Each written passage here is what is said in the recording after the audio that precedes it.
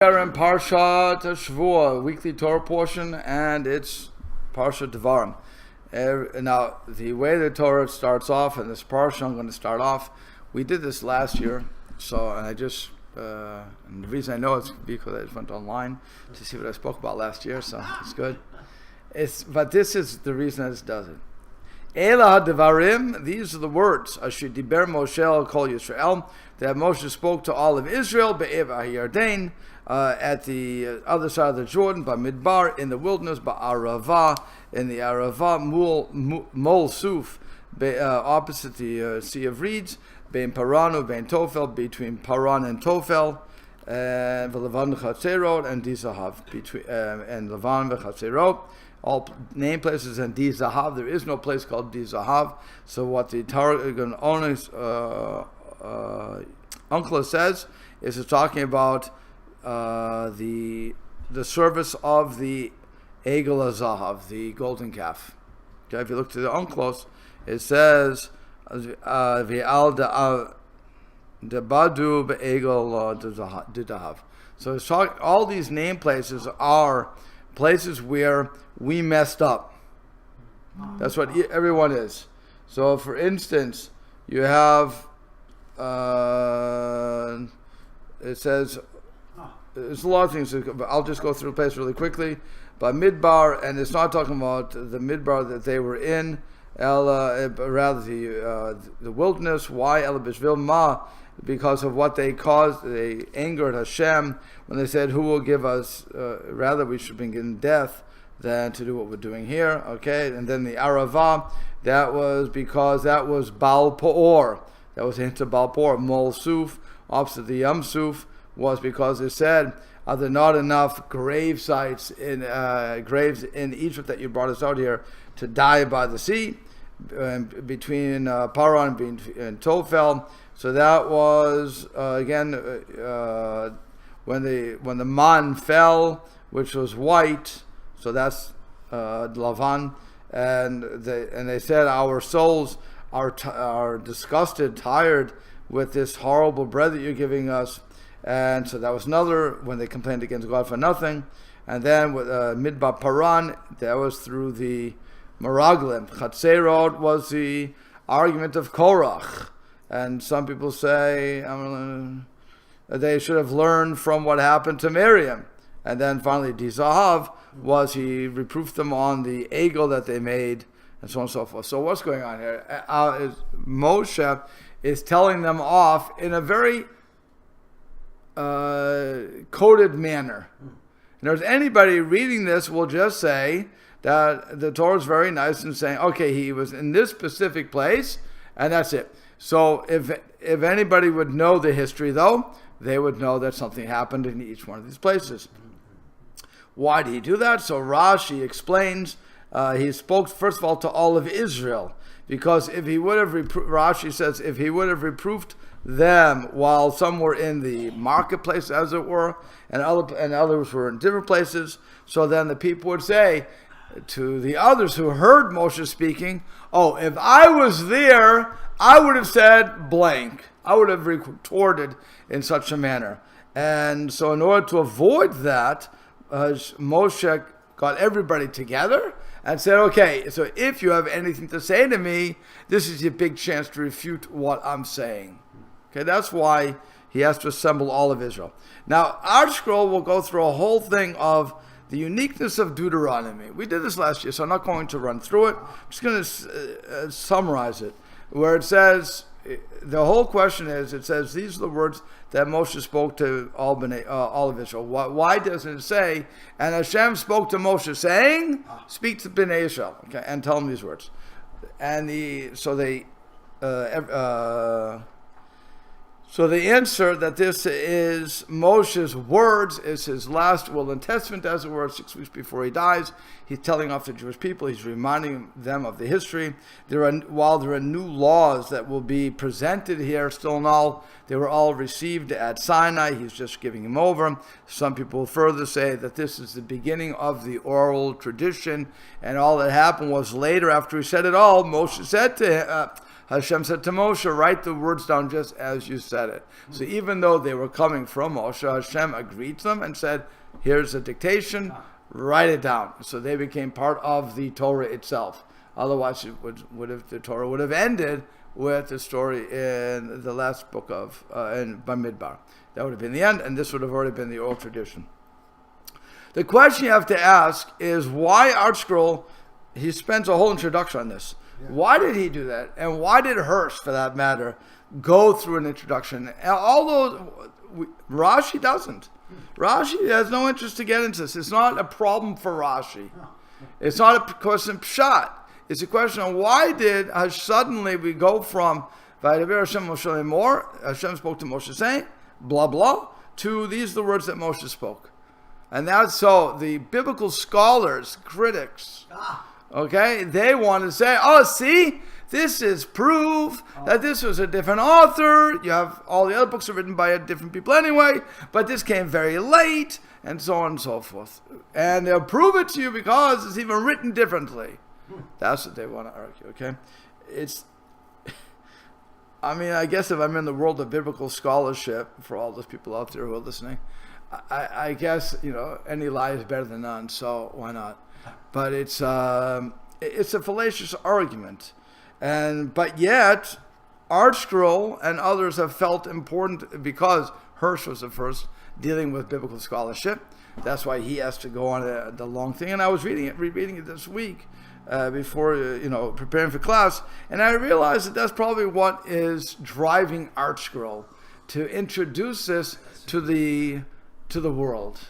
That is really Moshe, and to bring the Ramban, to bring everybody down to say what's going on here. It doesn't say that God said to Moses because he already said it. Because Moshe said it, and Hashem agreed, as it were, and said, write it down. I agree with your words. You said a nice job. You did a good job, so write it down. That's the Ramban. That's the Ramban's response. Because everybody understands that there's something different about the book, but still in all, it's not something that was added later. And that's why, now the Ramban, I don't think he dealt with biblical scholars. I don't think there was any concept back then. But he was just dealing from a Jewish point of view. So the other thing, by the way, when you talk to a biblical scholar, and again, when I'm saying biblical scholars, I mean people who deny the Torah. When you talk to them, they have all these questions. The fact that we have the answers before they had the question doesn't stop their question. Now, as we asked the question, we answered the question. They said, oh, yeah, it's a good kasha. It's a good question. I like the question better than your answer. So therefore, I'm going to write books about this to show, and even based upon your questions, Nachmanides, I'm going to prove to you that my thing is right and the Torah was not written by God. Really, that's what they're doing. So, but they're using our questions. And like I said, we have answers to all the questions. They couldn't have asked otherwise. They wouldn't have had the brains to do it. They conveniently ignored it. They just denied it. They didn't ignore it. They denied it. So that's why I'm just want to finish. That's why I think the ArtScroll has to come to give this whole long explanation, just to talk to the people who may not be religious or may be religious, and then when somebody's coming from a non-religious background and saying, "What are you talking about the Torah?" and they can say, "No, the Ramban says this, Hirsch says this," and go through the list of people, and bang. It's done. Again, once I have an answer to you, it means I've thought of the question. Yeah. And if I've thought of the question and I reject yours, just like you rejected mine, I can equally reject yours. And we can both call each other closed-minded. But bottom line is we have the answer. Yeah. That's what he's also saying in verse 3. He's saying exactly in the 40th year, the 11th month, on the first of the month. So this is at the end of everything. Right. I mean, everything else we read was as it was transpiring. Yeah. Well.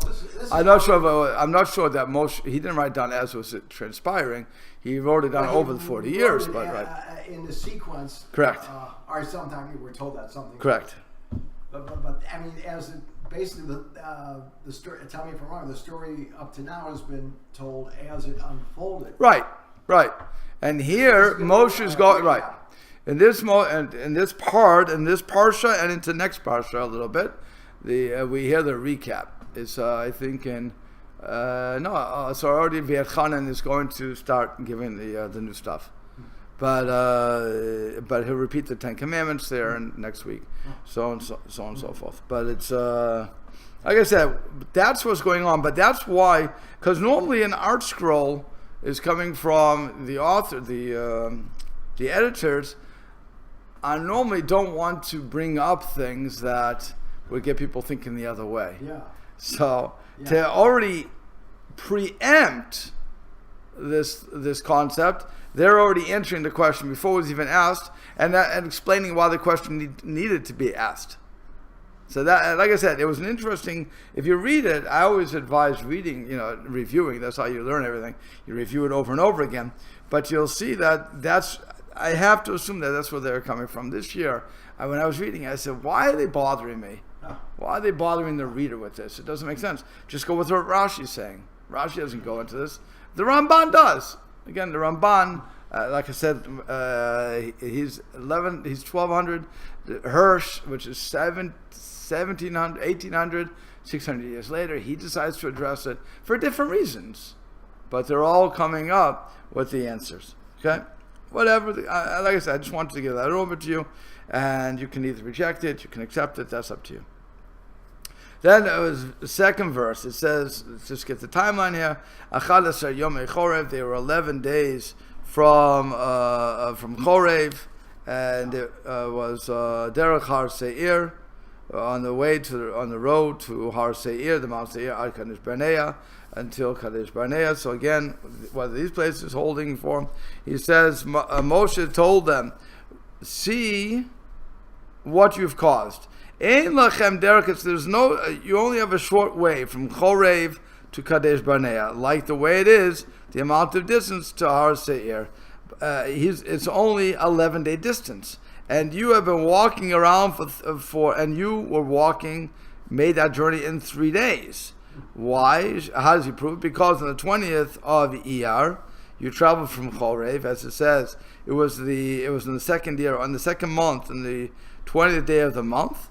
And in the 29th of Sivan, you sent the Meraglim from Kadesh Barnea. So go and take out from them, subtract from them 30 days that you were involved in the incident of Kivar Tava, the graves of the people who were lusting after the meat, that they died in 1 month.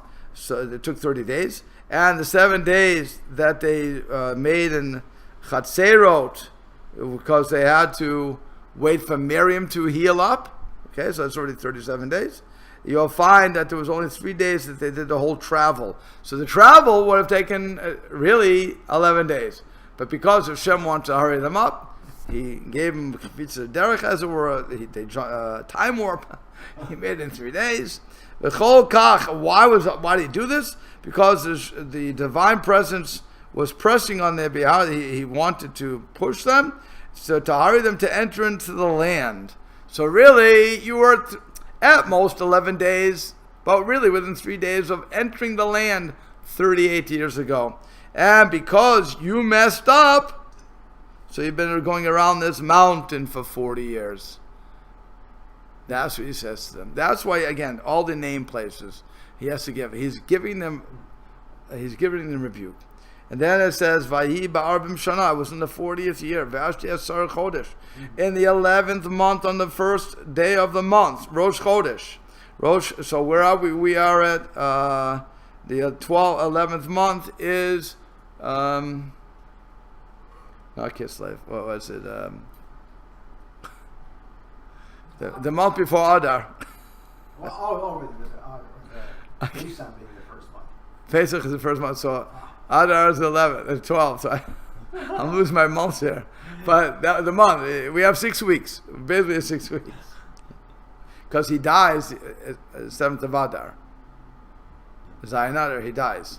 So you have really 5 weeks. So I'm saying you have 5 weeks. Not 6 weeks. Okay. Because it's the first of the month, first of the 11th month. He's going to die the 7th of the next month. So it's really 5 weeks. Okay. Whatever that month is. I can't remember what that month is. So he said, so again, he's saying, another thing we're learning. Why did he tell them? January. That would be January time. No, it's a month after that. Between there. Shavat. I can't pull out my mind. It's embarrassing, but I can't pull out my mind. You'll look, Google it and you tell me. Okay. In today's world, if you don't, you just Google Ask Siri, whatever you're gonna do. But whatever. So, what does Rashi say here? It's coming. Why did? Shabbat. Oh, it is Shvat. Okay, it's Shvat and then Adar. Really? Okay. Shkoyach. That's strange. So what am I thinking of? Okay. So it was Rosh Chodesh Shvat, and okay. So why does, first of all, what's going on here? So like I said, let's get the date. It's Rosh Chodesh Shvat. Okay. He's speaking to Moshe. Why? What's the rebuke here? And why is he telling us that it's time for rebuke? We know he's going to die in 6 weeks. We, the reader, know it's going to be 6 weeks. He also knows, by the way, that he's on the way out. Because they're close to Israel. God told him, you're not going to enter Israel. You're going, Joshua's going to take him. You're going to die here. So he knows that he's on the, one foot's on the banana peel, as it were. So Rashi explains, Malamed is to come to teach that you should not reproof somebody until you're at the end of your life. If you're going to tell them off in such a manner, you wait till the end of your life. Why? First of all, who did you learn this from? From Yaakov. Yaakov Avinu you learned it from. Because Yaakov did not tell off his sons except when he was close to death. When he says, Reuven, my son, and then he goes on to say all of these things. So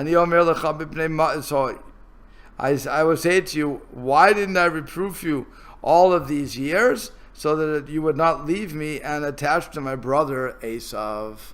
Because if he would have, imagine if you go home every day and your father says to you, you little schmendrick, you moved my couch, you moved my bed, Bill's bed, I can't believe you did that. So you're going to get tired of it. You get tired of that pretty quickly. And you may say, you know what, Dad, his own Zion gesund, you should live to 120 or more, 147 in your case. And I'm leaving. I'm not going to put up with this every day. I'm going to go to Uncle Esav. Uncle Esav, for all that for all that his Mishagasim, he won't bother me. And I can live a good life. So I'll learn from him too. Oh, we don't want that to happen, right? He's not the role model you want to go to. So Yaakov didn't want to tell him off, didn't want to rebuke him because of that. And so we learn, because of 4 things, you only reproof a person when you're close to death. One is that you shouldn't reproof him, and then reproof him, and then reproof him over and over again. And also that you should, and also that his friend shouldn't see him and cause more embarrassment to him. And that's when you say Yoshua also does not reproof Israel unless it was close to his death. Also Shmuel did the same thing, and David did the same thing. What's going on here is Moshe does not want to tell them off. He didn't want to tell them off before he died for a couple of reasons. One is they may not listen to him anymore. How many times do you listen to a rabbi go on or a politician? Here is a good thing.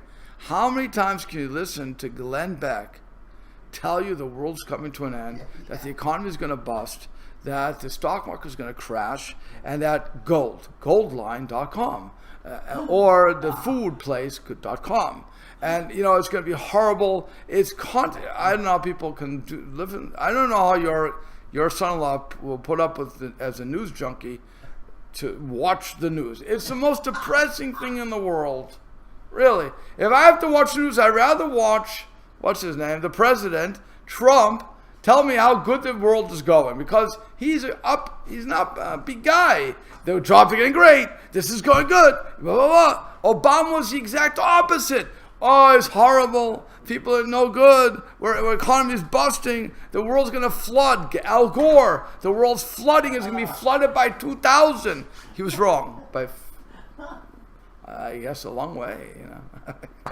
Or if you listen to the other Michiganer who wrote the book on the Bible codes, the world is going to end by 2000.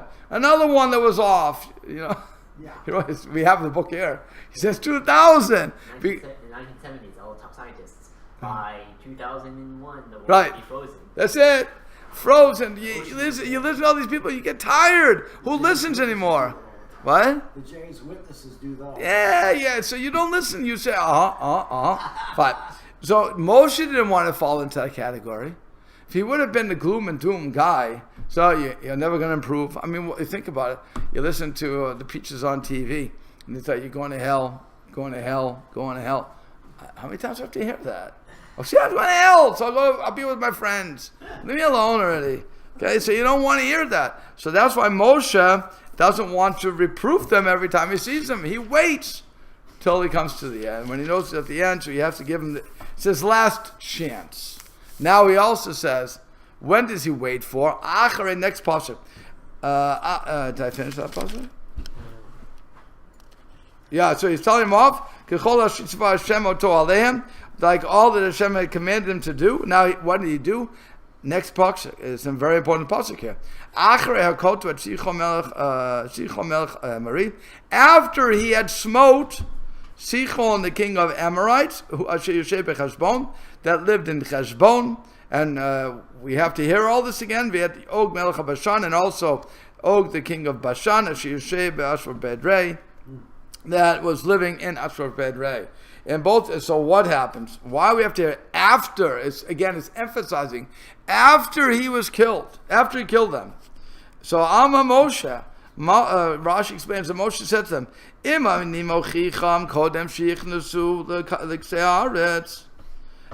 I would have reproved you before they entered a little bit into the land, Yomru, they would say, Malas Aleinu, what do you have on us? Mayetiv lana. What's Mahetiv lana? Eno ba el lakantil imsoa ila. The only reason you're coming to tell us off is to find an excuse. What's the excuse? Because he has no power to enter, to bring us into the land. So what's he want to do? What do we always do? Listen to any good president. Whose fault is it? The other guys. For 8 years, we heard it's Bush's fault. All of Obama's terms. It's Bush's fault. If Bush would have got me into this, by the way, now we hear Trump saying, you wouldn't believe the mess I inherited. Obama was horrible. And before them, the other guy, and so on and so forth. It's never, ever, ever my fault. Okay, and you're hearing that here too. You're telling us that all these places that we sinned, you know what? Don't blame it on us. You Moshe Rabbeinu couldn't get the job done. Now, by the way, don't ever believe that Moshe Rabbeinu had no detractors. He had plenty of detractors. He had plenty, and he's telling them off. I know you're my detractors. I know some of you love me, and some of you hate me. There's no question about that. You'll cry a little. Some of you will cry crocodile tears when I die, but nonetheless, I know what you've been saying behind my back. You thought when I came out of the tent late that I was trying to make decrees against you. You thought if I would come late to the Beis Medrash or the court wherever I'm going to, you would say, "Oh, he's in his house. He doesn't want to work today." So he knew, and he was telling them, I know what you're thinking. So now I'm going to counter you and say, you may think that I said, because I couldn't enter the land of Israel, and so that's what I'm telling you off. No, I waited. Lefichach himtin, atribil Sichon ve'og lifnehem. He waited until he defeated Sichon and Og, two of the major powers of that day. Forget Paro. Paro was 40 years ago, right? He's Mr. Nobody. But now we have Sichon and Og, who they just got rid of. And then he said, and he caused them to inherit their land. Then he tells them off. You understand? So first I have to have my victory. And then it was not for me, because it was only me stopping you if I couldn't do anything. So I could not have taken over Sichon and Og, who were the major superpowers of that area. So it's not me, it's you. And then Rashi says what he said before. I'll just summarize it. Why does he have to say the king in their place? Because he says if the king was just the king and Sichon by himself could have defeated anybody with his army, yet he lived in the Amorite in Heshbon, which was a place that was impregnable. Right. So just as the king, so now combine them together, and you would think I have a winning combination. There's no way you can defeat me. In the same way with Og and his place in Edrei. And also Og, what was the thing about Og that Moshe was afraid of? That he saved Lot. He saved Lot. Since he saved Lot, he was given this length of time to live, so they were afraid, if he's living so long, maybe that merit's still going to be there, and he'll be able to defeat me. So he was afraid for 2 counts, and yet even did that because Hashem told him you have to do what you have to do. He does it. So we're seeing once again, it's not me that held you back, it's you, because of all these sins that you did. Okay, so you don't want to be told off by your God, but if you are, oh man, and for 5 weeks you have to look at that. You have to forward to that. Okay. And then it says, Be'ever Yarden bears Moab, across Jordan in the land of Moab. Ho'il Moshe, Moshe began, Be'er the Torah Zot, Lemor, Moshe began to explain the Torah saying. So what's going on here? It says, Be'er the Torah, Rashi says, an amazing thing, B'shivim lashon pirshalem. He explained it in 70 languages. That was the 70 languages of those days. Why he had to do it in those 70 languages, I do not know. But the way they get that, though, is because it says Be'ir, if you break down Be'ir a couple of different ways, Hetev, Be'ir, Hetev, then it'll come out to 70. So it's a midrash on a midrash, but it's a drash on the drash, if you will. But that's what he's doing. He's explaining the Torah in 70 languages. Like I said, I'm not sure why the 70, but the reason that it's translated into 70 languages. If you remember the rocks that they'll put up in Yeshua, right? It says you should write in a clear explanation. So the other rabbis again say, this is the Gemara Makot, that says that they wrote it in 70 languages. Why? So that anybody who would come from all over the world would be able to read it and understand what was going on. Okay. Is that it? Okay. If you found the actual, not the computer thing, like actual Rosetta Stone, the Egyptian Roman thing, Egyptian Roman Greek. There was a big slab of stone that people found in the archaeological ruins of some Egypt thing. On one side it was Roman, and the other side it was a mix of something that they didn't know, but it was hieroglyphic in Roman. So then they were able to translate the hieroglyphs from that. Okay, fine. So yeah, same thing. But this would have been 70 languages, and so people would have, wherever you came from, you could see what the laws were or what the Torah was. Yeah. Is that related to, what is it, in the Gemara someplace where the rabbis were forced to translate it into 70 languages? Is that the same reason? Was it biblically that there are 70 nations identified, and that's why? No. The reason they had to, you're talking about the Septuagint? Yeah. The Septuagint was, it's called there were 70 rabbis. Right. That's right. That's all. And they were put in, the reason that is because the king, well, 1 second. They don't call it the king, whatever they call the Roman, the Greek, the Greek, Ptolemy, but for whatever reason whatever it was called, he wanted, remember the claim was that God wrote the Torah. Yeah. So he said, I want a proof of that. And all the proofs you're going to give me, the fancy philosophical proofs won't help.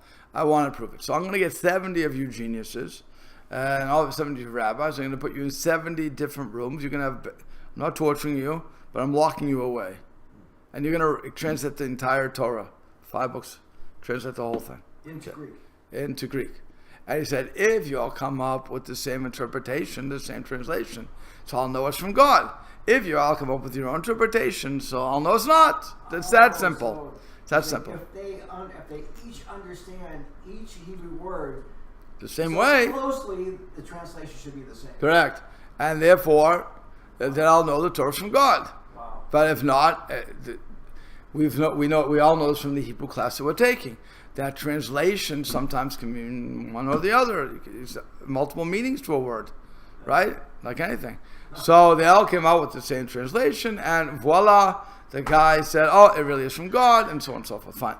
So that the rabbis cried because now everybody is able to read the Torah. So you could ask on that midrash, by the way. Wait a second. What are you crying for?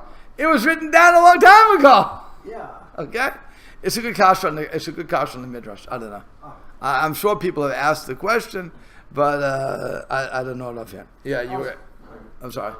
Also, an example that I also thought of was when Pharaoh made a deal with Yosef, saying, "You can't tell anybody that I don't know how to speak Hebrew." Correct. Because the king had to know all the 7 languages. Correct. Another big example of the 7 languages. Right. The king had to know it, and so if the king doesn't, you don't want somebody else knowing it. The strange thing was, of course, there were people, whoever was Yosef's son. So Yosef's son were who? Manasseh and Ephraim. So Manasseh was the oldest. So Manasseh would have been the one who was the intermediary between him and his brothers. Manasseh clearly understood Hebrew. So now you have a bigger question. Wait a second. Pharaoh, on the Midrash. Pharaoh, you're concerned about Yosef not knowing? His son is spewing out Hebrew. He learned the language. So you have to say, if I want to fix that, if I want to argue the Midrash, then you have to say that Pharaoh was just concerned that nobody knows more languages than him in total. You can know the language, but you can't know it in total. If somebody would know 70, all 70s, so that would look bad for Pharaoh. You can know one. I know 69. You know one. Okay. So I think you'd have to answer it that way. Yeah. Maybe the reason the rabbis were crying was because, again, as we've learned, translating it, the original Hebrew into another language is extremely difficult. Some words are straight, but many things cannot be translated in a word. Oh, that was one thing, but they also were crying. It says because now people would read like they do today. They would read the Bible and they think, "Oh, I know what it's talking about." So you don't want that. I mean, again, there's a lot of translations out there, JPS, so on and so forth. You have the on the Christian side, you have the what's it called? King James, and the other one, the new abridged, all the Mishigas, right? So, but even if they're not wrong, it says, "You shall not kill." Well, it doesn't mean kill; it means murder. And then it says, eye for an eye and a tooth for a tooth. Every single Jewish person knows that does not, I hope every Jewish person knows, that doesn't literally mean an eye for an eye. What it means is you knock somebody's eye out, there's financial compensation going on. And so on and so forth. When a woman grabs a man because she's defending her husband, they should cut her hand off. While the Muslims may take that seriously, we understand that is embarrassment. We talk about embarrassment. That's because we have an oral tradition. Without that oral tradition, you look and say, what kind of Mishigas is this? And so, okay, maybe in those days, the Mishigas would have made sense, but today certainly it doesn't, and so on and so forth. So that's why the rabbis were really crying, because they were saying, here you have these people who are looking at it and thinking they understand, but they really don't understand. And by the way, that would come back to bite us in with the 10 martyrs. Where the person would read and say, it says that they sold their brother, and what's the luck when you sell the brother, blah, blah, blah, should be killed. Okay, so you 10 will take their place. And they have to say, well, I have to talk to God first. Excuse me? I don't think that works that way, but okay. But again, the story is the story. But you have that because they read and they saw what they wanted to see, so they got into trouble. So again, the rabbis were right to cry. It wasn't such a great thing to do. And I think you could even answer the Midrash up, by the way. When it says Bir Heitev, it means you explain it well. So here, even if you're translating it, I don't know how big the stones were. I don't know how miraculous. I mean, obviously it's miraculous that they did it. But I think what will be on the stone is a clear indication to the people reading it what was going on, or it was, please talk to the local Orthodox rabbi after every single line. It's not like that. But whatever it was, there was some indication that the person coming in would be curious as to why we're doing what we're doing, as opposed to the people who just look at the Torah, read it, and say, I know what it's saying, and really not. Okay, but that's why they cried. Okay. So then it goes on to say, what's he first talking about? Hashem Elokeinu diber aleinu b'chorev lemor. Hashem our God spoke to us in Chorev saying, Rav lachem shevet bahar hazeh. You've stayed around this mountain long enough. What's going on there? So he says, where is it? Oh yeah, Rav lachem. Rash says, the simple understanding is Hashem just said it's enough. The Midrash says, you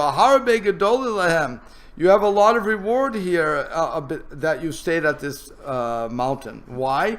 Because you made the Mishkan, you made the menorah, you made the vessels for the Mishkan, you received the Torah here, they appointed the Sanhedrin, and so on and so forth. So you've done a lot of mitzvot here. But it's time to move on. It's an amazing statement, by the way. If you think about that statement from the Midrash, and again, I'm probably, I may get to second layer, but it's an amazing statement because here it says, you've come very far here, but it's time to move on. The Torah wasn't given to live in a fantasy world. What we're getting? We're getting man, where God's taking care of us. We have the clouds. We're not planting. There was a whole argument of Moshe to the Malachim. When the Malachim said to Hashem, why are you giving them the Torah? So he said, do you have parents that you have to honor them? Do you have this? Do you have you have a Yetzirah? No. But here the people aren't going to do anything. Okay, so they built their movable synagogue. They built their Mishkan. They built their menorah. They made all the accoutrements with it. Fine. But you did all that. Okay, so let's go already. It's time to move. Because what would happen? They would want to stay where they were. Why should I move back? I have everything here. I have my food. My clothes are being cleaned every day. It's the best thing in the world. My bed's being made out. It's like living in a hotel. I don't have to do anything. The food's coming to me. It's tremendous. You ever go to a hotel? Yeah. You don't have to make your bed there, right? You can make a whole mess in the room.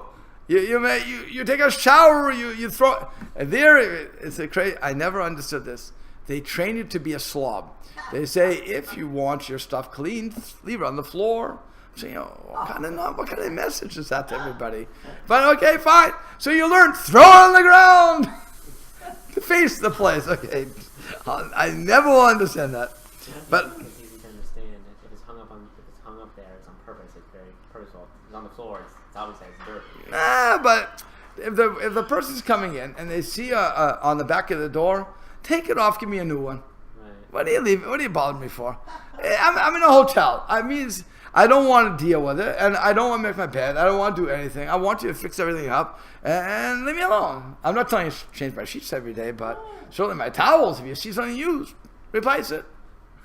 So they want to say we want to save money. So if you want to save money, if you wouldn't have told me to put it on the floor, I wouldn't have put it on the floor anyway. You told me to throw it on the floor, so I throw it on the floor. Okay, but that's what it's saying. Move, and then he says. Where is this? So turn and go. He's saying, turn away and go. Uvo Har Marian. They came to the Mount, the Amorites. El V'Yakol Shechanav and told they were in the Arava, Bahar V'Shphelim, in the mountain and the valleys, V'Negev and the south, what they want to call it, the south, right? V'Chol Fayam and the sea coast. Eretz Kanani Valvanon Ad Nahar Gadol Nahaprat until the land of the land of Eretz, the land of Kanani, Lebanon, until the big river, which is the Euphrates River. Okay, and so Rashi explains what's going on here. Why does it say this? Penu usulach emzu derech arad charma. Fine, boy, this is a way to arad and chorma. You're going to go, and again, everything that's implied. to all the neighbors, Ammon and Moab, Har Seir, all those neighbors. Arava, this is the plain of Ya'ar, of the forest. So Bahar, Zayam Hamelech. Okay, fine. And so it's all just giving name places right now. Ashkelon, Azah, and so on and so forth. Until the Great River. And why is it called the Great River, by the way? Because since it's mentioned with Israel, it's called great. And we see that Rashi says it's a parable. That when you have a servant with a king, that you have to treat the servant nicely. So also, even though the Euphrates is not the biggest river there, still they call it the big river because of the relationship to Israel. Okay. Then it says, Re'eh, see, Natati lechem et ha'aretz. I have given before you the land. Bo'u or shuat arts. Come and inherit, or go and inherit the land. Asher nishba Hashem levatechem, that Hashem has sworn to your fathers, to Avram, to Yitzchak, to Yaakov, latet lahem, to give to them u'lesaram acharim, and to their seed after them. So Rashi explains, Re'eh natati be'einechem atem re'im. With your eyes you see it. Ve'eni omer lechem umad umishmua. I'm not telling you this by reputation or hearsay. Bosh or shu. Come and inherit. You don't need to go by war. And if you would not have sent the spies, you wouldn't have needed weaponry. You guys messed up. Okay? If you wouldn't have done it, if you would have trusted God, God said, go, you go. Where do we learn that from, by the way? Nachshon. Also Avram. But Nachshon ben Aminadav, what happened? They read seats in front of him. And Hashem says to them, march. And they're saying, excuse me, big guy? Yeah. We have water in front of us. Go. But we'll drown. Just go. Nachshon is the only one who says, if Hashem says to go, you go. He walks in, again, the old story, water's coming up, then it split. He had to prove his emunah in Hashem. But here Hashem, so that's what Moshe is saying. If you would have shown emunah, Hashem said, I've given, not I will give, not etain, natati. I gave you. It's already yours. Just go and inherit it. Can you imagine somebody gives you the keys to the kingdom and says, it's yours. Here's the deed. Here's the keys. Just walk through the door. And you're thinking, there's a trick here. I don't know. I don't know. I'm not going to walk through. No, I'm going to send somebody. I think the water's going to fall on my head. I'm not sure. Maybe if I open the door, there'll be nothing there. No. I'm going to send spies ahead. What are you doing? You know what? Now that you've done that, now you have to pay me. Now you have to do that. So Hashem is saying, forcing you. Yeah. It's human nature. It's just like you get the phone call. This is such resort call. You have won, and all expenses paid. Right. What? Right. There you know it's a gimmick. There you know it's a gimmick. Yeah. That's a real gimmick. Okay. And then it says to your forefathers, Why do you have to mention the forefathers again? Ella, Avram, to tell you, Avram Kedai La'atzmo, that Avram alone would have been worthwhile to, in other words, if they were just read to Avram, that would have been good enough. Yitzchak again by himself and Yaakov by himself. If any one of those people alone would have been enough to inherit, certainly all three of them, you didn't have to worry about anything. So what happens? It says, Yomar aleichem ve'eda'ilei. And I said to you at that time, saying, Lo uchal avadis eidechem. I can't do this alone. I can't bear this alone, he said. So what happens? He says, Mahu lemo, what's he saying? Amar le Moshe, Lo ma'atzmi ani omer b'lechem. And be HaKadosh Baruch Hu. It's not from my mouth that I said this, rather from HaKadosh Baruch Hu. He says, I cannot do it. In other words, I didn't say, I'm telling you, you should have gone. So then Rashi says, when he said, I can't do this alone, he said, Moshe, is it possible that Moshe could not have judged Israel? Adam Shotziyam in Mitzrayim, V'karel lehem et hayam, the man who took them out of Mitzrayim, split the sea, Vored and Aman, caused the man to come down, V'higid his love, caused the birds to come. What are they called? The slavs, the quail. Lo hayechol lidonam. He had no ability to judge them. Ela kachayam here, kachamar lehem. But rather, this is what he's saying to them: Hashem lokeichem hirbeetchem. Hashem, your God, has multiplied you greatly. Higdil v'ahirim etchem al janyechem. So He made you great and exalted over your judges. So not to let the onesh mikem, but not to eladianim. So he would take the onesh from you and put it on the judges. So kachamar Shlomo. That's also what Shlomo said. Mi yuchal lishpot edamcha. Who can judge your people? It's very heavy. It's very hard. Is it possible that it says that the one who's the smartest of every person should say, who can judge you? But again, Shlomo was mirroring Moshe with this. He says,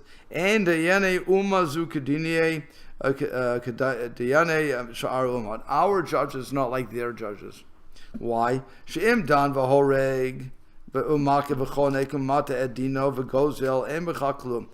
their judges make a mistake, they choke somebody, they kill somebody, whatever the case, there's no repercussions. But if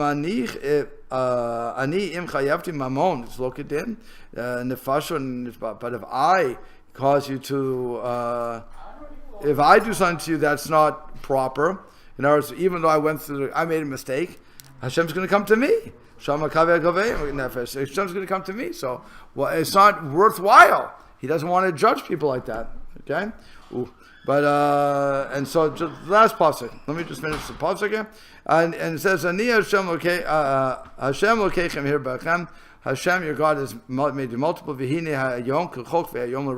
And today, you are like the stars in the heaven. And so what does that mean? Because they really weren't. He says they were counted. Rashi says they were counted. So what does it mean? They were mishulam kiyom. They were compared to the day. Just as the sun, the moon, and the stars will last forever, so will you. Okay, and that's where we'll stop.